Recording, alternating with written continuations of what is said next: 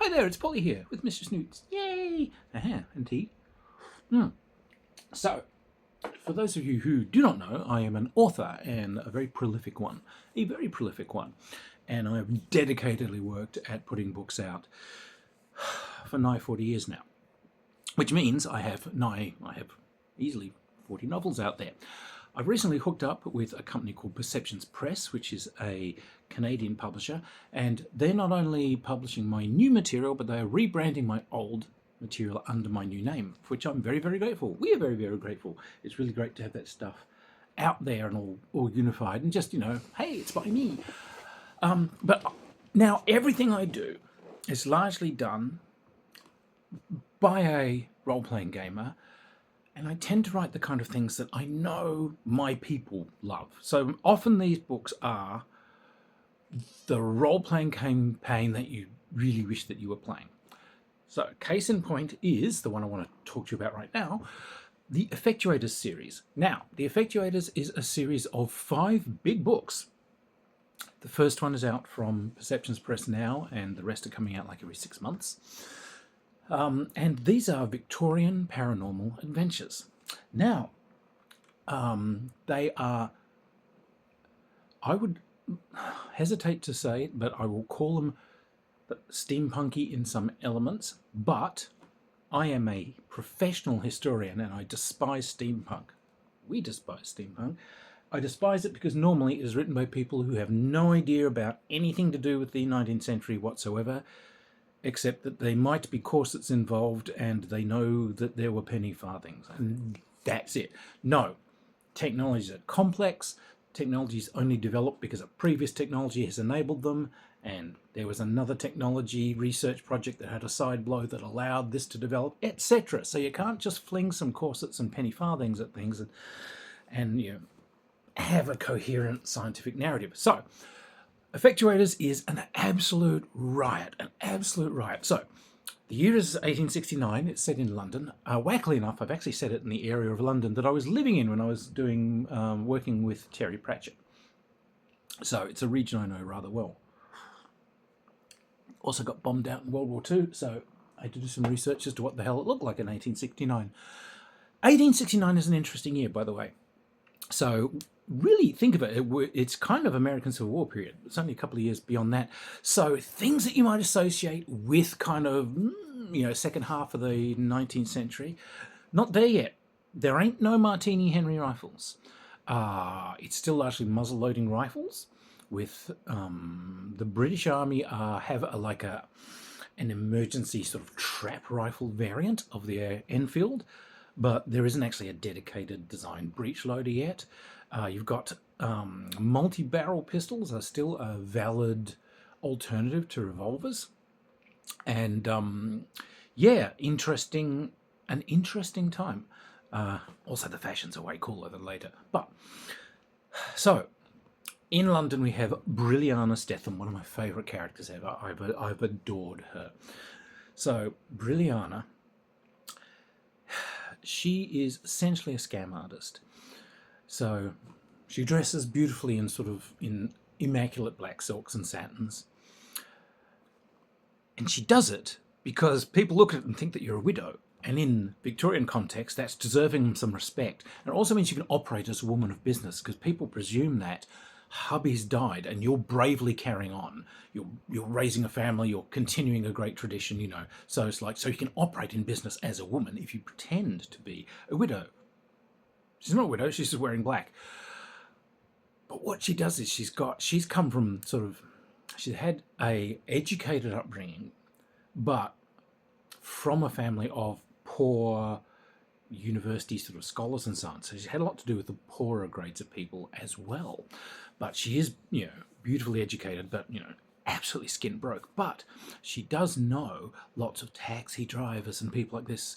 So what she does is, particularly the taxi drivers, she gets them, if they overhear something she should know, they tell her, and then, she gets them a little bit of ka-ching. She's a paranormal investigator.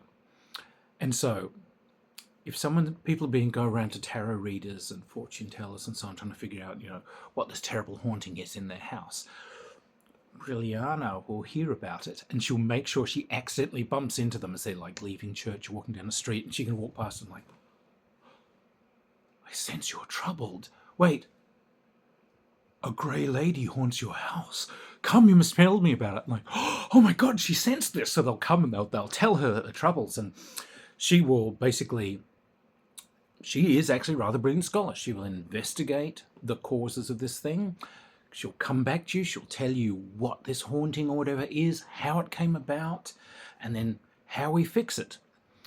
And the police despise it. The local police hate her because they think she's a scam artist. But, you know, no one's ever complained about what she does. They're very happy. And someone turns to her and says, oh, aren't you a charlatan? Says, no, I'm a storyteller. Says, look, people come to me and they say, we have part of a story. We've got the middle. And so our house was haunted by a grey lady. Says, it's my job to come up with the beginning of the story.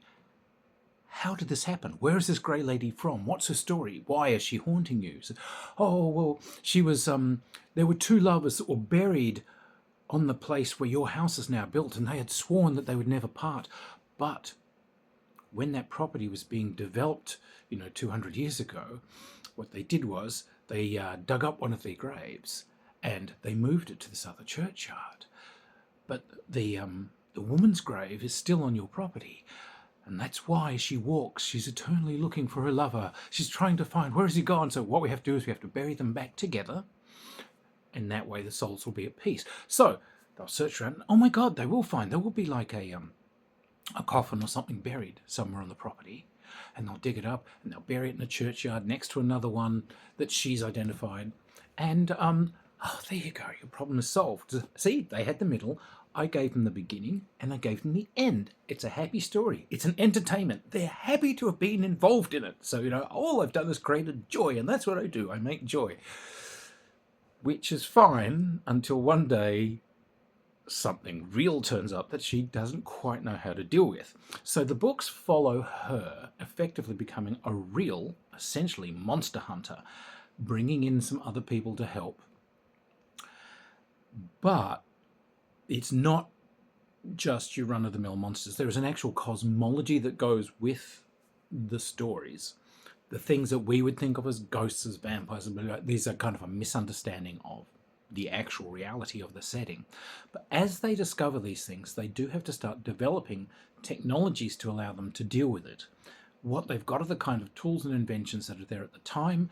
Brilliana is rather brilliant. She does manage to, through trial and error, figure out some things that work, and they develop their own technologies to deal with this. So it does end up with like a steampunk element of stuff, technologies that no one has built because they haven't had to deal with these things. But these guys build these in, devices, protections, etc., and we have a good old time.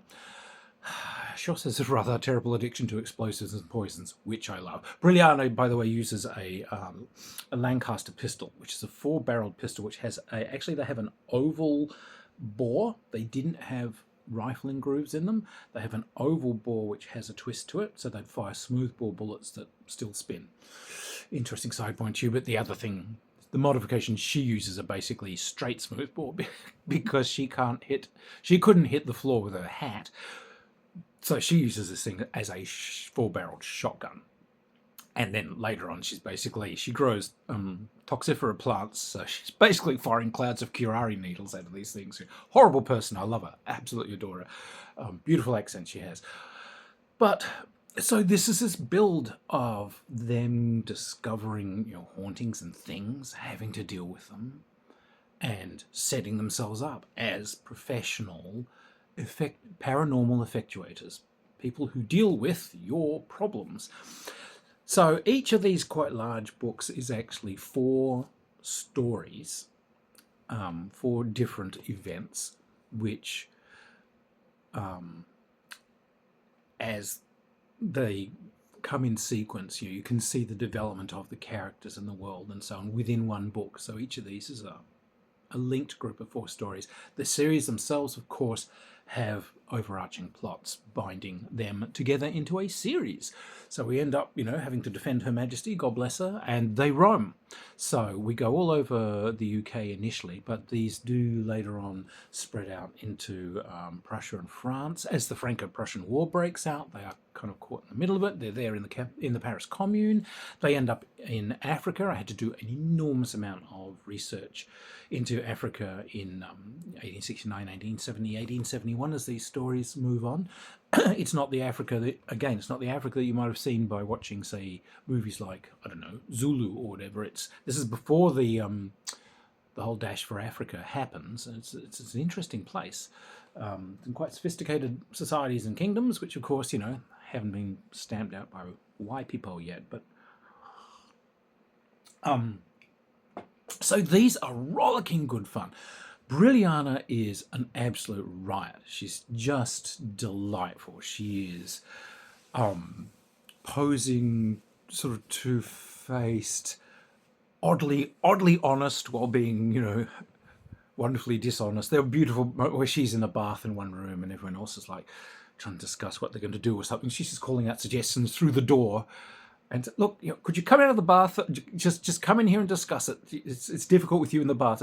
Oh, Roman emperors often conducted business from the bath. Everyone else is like, is anyone going to tell her she's not actually a Roman emperor? You tell her, because I'm not. The language in this was fun. There's lots of things that will send you running for a dictionary deliberately because I used the idiom of the time. So it's a somewhat fussy way of speaking, perfectly clear, but there are some wonderful terms they use which will send you running for a dictionary. So like, she describes someone as a mammothrept. That means a mama's boy, or often more specifically a grandmama's boy. And these sorts of things. Someone will be described as a termagant, or all these wonderful terms which are just perfectly good terms. They've fallen out of use. So these are gloriously good fun books. They really are. And gamers will love them. Go out and check it out. The link is down here. Perceptions Press, they specialise in doing queer fiction and fiction by queer people. Bless them. And these books are strong female character books.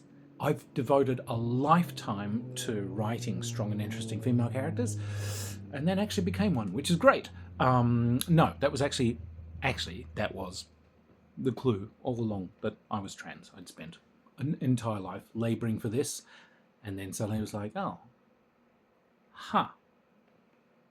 But anyway, I digress.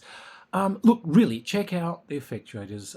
You will love it. They're great, full of action, full of humour. There were some funny moments in this too. I told you she likes explosives. Well, I'm an ex-explosive tech myself. It uses lots of actual kind of kitchen chemistry and so on in this. There is a lovely bit where they are locked in jail at one stage, and she has to put together some explosives from literally, ordinary stuff that's around, which does include, I managed to start one story with "'Twas a Dark and Stormy Night," because she's reading that bloody awful book that comes from, which is driving her mad because it's terrible. But she can make explosives using a bad novel. And just as the weird side point, I had a friend that was in jail over in the USA, so I was sending him letters, but every time I got a new book out, I would send it to him so he had something to read. And then he would read it, and then he would basically pass it around everyone else in the jail, and it would end up in the jail's library. But it got popular enough that other jails in that state, because they'd had people transfer from one prison to another and talk about this thing, they actually ordered it. So my best customer for a while there was the US prison system. And so what's quite funny, I was always expecting to one day see a jailbreak where an entire wall has just been blown out of this place and hordes have flooded out. And I could look at it and say, I did that because it's like someone should probably have read this through. It's like, wait, is the chemistry in that right? Can you make that blow up? Well, yes, you can, my little Nimrod. But yes, anyway. Anachronism-free, full of fun, great adventures. Check them out. The first one is out now from Perception Press, and the rest are coming out every 6 months over the next couple of years. They are available on Amazon, on Smashwords. If you ask your local bookstores, they will get them in. You can get them ebooks, you can get them hardcover. They're great fun. Do please check them out. So that was my shameless plug.